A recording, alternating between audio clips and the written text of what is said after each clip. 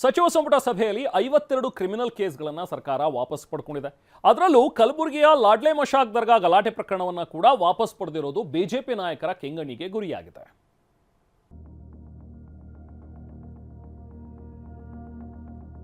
ಐವತ್ತೆರಡು ಕ್ರಿಮಿನಲ್ ಕೇಸ್ಗಳನ್ನು ವಾಪಸ್ ಪಡೆದ ಸರ್ಕಾರ. ಕನ್ನಡ ಹೋರಾಟ, ರೈತ ಹೋರಾಟ, ಕಲಬುರಗಿ ದರ್ಗಾ ಗಲಾಟೆ ಕೇಸ್ ವಾಪಸ್. ಸರ್ಕಾರದ ವಿರುದ್ಧ ಬಿಜೆಪಿ ಕೆಂಡ, ಓಲೈಕೆ ರಾಜಕಾರಣ ಎಂದು ಆಕ್ರೋಶ. ಕ್ರಿಮಿನಲ್ ಕೇಸ್ ವಾಪಸ್ ವಿಚಾರವಾಗಿ ಕಾಂಗ್ರೆಸ್ ಬಿಜೆಪಿ ನಡುವೆ ಭಾರಿ ವಾಗ್ಯುದ್ಧವೇ ನಡೀತಿದೆ. ನಿನ್ನೆ ಸಿಎಂ ಸಿದ್ದರಾಮಯ್ಯ ನೇತೃತ್ವದಲ್ಲಿ ನಡೆದ ಸಚಿವ ಸಂಪುಟ ಸಭೆಯಲ್ಲಿ 52 ಕ್ರಿಮಿನಲ್ ಕೇಸ್ಗಳನ್ನು ವಾಪಸ್ ಪಡೆಯಲು ನಿರ್ಧರಿಸಲಾಗಿದೆ. ರಾಜ್ಯದ ವಿವಿಧ ಪೊಲೀಸ್ ಠಾಣೆಗಳಲ್ಲಿ ದಾಖಲಾಗಿರುವ 52 ಕ್ರಿಮಿನಲ್ ಮೊಕದ್ದಮೆಗಳನ್ನು ಅಭಿಯೋಜನೆಯಿಂದ ಹಿಂಪಡೆಯೋದಕ್ಕೆ ರಾಜ್ಯ ಸಚಿವ ಸಂಪುಟ ಒಪ್ಪಿಗೆ ನೀಡಿದೆ. ಪ್ರಮುಖವಾಗಿ 2022ರ ಮಾರ್ಚ್ 1ರಂದು ನಡೆದಿದ್ದ ಲಾಡ್ಲೆ ಮಶಾಕ್ ದರ್ಗಾ ಗಲಾಟೆ ಕೇಸ್ನಲ್ಲಿ 8 ಆರೋಪಿಗಳಿಗೆ ರಿಲೀಫ್ ಸಿಕ್ಕಿದೆ. ದರ್ಗಾ ಆವರಣದಲ್ಲಿರುವ ರಾಘವ್ ಚೈತನ್ಯ ಶಿವಲಿಂಗ ಶುದ್ಧೀಕರಣಕ್ಕೆ ಹಿಂದೂಗಳು ಬಂದಾಗ ಅಡ್ಡಿಪಡಿಸಲಾಗಿತ್ತು. ಈ ವೇಳೆ ಡಿಸಿ ಸಹಾಯಕ ಆಯುಕ್ತರ ವಾಹನ ಜಖಂಗೊಳಿಸಿದ್ದಲ್ಲದೆ ಪೊಲೀಸರಿಗೂ ದೊಣ್ಣೆ, ಕಲ್ಲುಗಳಿಂದ ಹಲ್ಲೆ ಮಾಡಿದ್ರು. ಈ ಸಂಬಂಧ 8 ಪ್ರತ್ಯೇಕ ಪ್ರಕರಣ ದಾಖಲಾಗಿತ್ತು.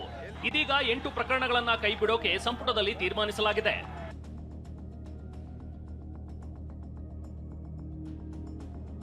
52 ಕ್ರಿಮಿನಲ್ ಪ್ರಕರಣ ವಾಪಸ್ ಪಡೆದಿರುವುದಕ್ಕೆ ಸರ್ಕಾರದ ವಿರುದ್ಧ ಬಿಜೆಪಿ ನಾಯಕರು ಮುಗಿಬಿದ್ದಿದ್ದಾರೆ.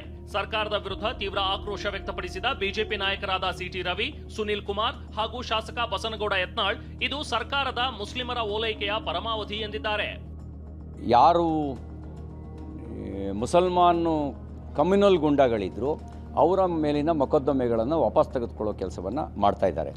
ಮತ್ತು ಕೆಲವು ಬೆಂಕಿ ಹಚ್ಚಿದ ಪ್ರಕರಣಗಳು, ಆಸ್ತಿ ನಷ್ಟ ಮಾಡಿದಂಥ ಪ್ರಕರಣಗಳು, ಇಂಥ ಗಂಭೀರ ಪ್ರಕರಣಗಳ ಮೊಕದ್ದಮೆಗಳನ್ನು ವಾಪಸ್ ತೆಗೆದುಕೊಂಡು ಏನು ಸಂದೇಶ ಕೊಡೋಕೆ ಹೊಟ್ಟಿದ್ದಾರೆ? ಇದರಿಂದ ಆಗುವ ಕೆಟ್ಟ ಪರಿಣಾಮದ ಅರಿವಿದ್ದು ಮಾಡ್ತಾ ಇದ್ದಾರೋ, ಅರಿವಿಲ್ಲದ ಮಾಡ್ತಾ ಇದ್ದಾರೋ, ಯಾರು ಗಲಭೆಯನ್ನೇ ಮಾಡಬೇಕು ಅನ್ನುವಂಥ ಪೂರ್ವ ತಯಾರಿಯನ್ನು ಮಾಡಿ ಗಲಭೆಯನ್ನು ಸೃಷ್ಟಿ ಮಾಡಿದಾರೋ ಮತ್ತು ಅದೇ ಕೆಲಸವನ್ನು ಕಳೆದ ಹಲವಾರು ವರ್ಷಗಳಿಂದ ಒಂದು ಸಂಘಟನೆ ಹೆಸರಿನಲ್ಲಿ ಮಾಡ್ತಾ ಬಂದಿದ್ದಾರೋ ಅಂಥ SDPI ಮತ್ತು ಮುಸಲ್ಮಾನ್ ಗೂಂಡಾಗಳ ಕೇಸ್ಗಳನ್ನು ವರ್ಷ ಪೂರೈಕೆ ಆಗೋದಕ್ಕಿಂತ ಮುಂಚೆನೇ ವಾಪಸ್ ತೆಗೆದುಕೊಂಡಿರುವಂಥದ್ದು ಯಾವ ಪುರುಷಾರ್ಥಕ್ಕೆ? ಇದರಿಂದ ಸರ್ಕಾರ ಯಾವ ಸಂದೇಶವನ್ನು ಕೊಡಲಿಕ್ಕೆ ಇವತ್ತು ಹೊರಟಿದೆ? ಇವರು ಸಿದ್ದರಾಮಯ್ಯನವ್ರದ್ದು ಅತಿ ಆಯಿತು ನೋಡಿ. ಎಷ್ಟೋ ಹಿಂದೂ ಕಾರ್ಯಕರ್ತರಿಗೂ ಗೋ ರಕ್ಷಣೆ ಸಲುವಾಗಿ ಅವ್ರದ್ದು ಹತ್ಯೆಗಳಾಗ್ಯಾವ ಮತ್ತು ಎಷ್ಟೋ ಸಲ ಅವ್ರ ಮ್ಯಾಗೂ ದಾಖಲೆಗಳಾಗ್ಯಾವ. ಅವ್ರೂ ಸಹ ಸಮಾನ, ನೀನು ಜಾತ್ಯತೀತ ಇತ್ತಂದ್ರೆ ಎಲ್ಲರನ್ನೂ ನೋಡ್ಬೇಕಲ್ಲ. ಬಿಜೆಪಿ ಟೀಕೆಗೆ ಪ್ರತಿಕ್ರಿಯೆ ನೀಡಿದ ಗೃಹ ಸಚಿವ ಡಾಕ್ಟರ್ ಜಿ ಪರಮೇಶ್ವರ್, ಕನ್ನಡ ಸಂಘಟನೆಗಳು, ರೈತ ಸಂಘಟನೆಗಳ ಮೇಲಿನ ಕೇಸ್ ವಾಪಸ್ಗೆ ಸರ್ಕಾರ ಶಿಫಾರಸು ಮಾಡಿತ್ತು ಅಂದಿದ್ದಾರೆ. ಕನ್ನಡ ಪರ ಸಂಘಟನೆಗಳು, ರೈತ ಸಂಘಟನೆಗಳು ಇವೆಲ್ಲವೂ ಕೂಡ ಅನೇಕ ವರ್ಷಗಳಿಂದ ಅವ್ರ ಮೇಲೆ ಕೇಸ್ಗಳಿದ್ದನ್ನು ರೆಪ್ರೆಸೆಂಟೇಷನ್ ಮಾಡ್ತಲೇ ಇದ್ದರು.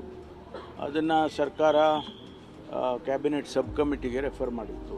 ಸುಮಾರು 52 ಕೇಸ್ಗಳು ವಿವಿಧ ಸಂಘಟನೆಗಳು ಇಡೀ ರಾಜ್ಯದಲ್ಲಿ ಅದನ್ನು ಕ್ಯಾಬಿನೆಟ್ ಮುಂದೆ ನಿನ್ನೆ ಇಟ್ಟಿತ್ತು.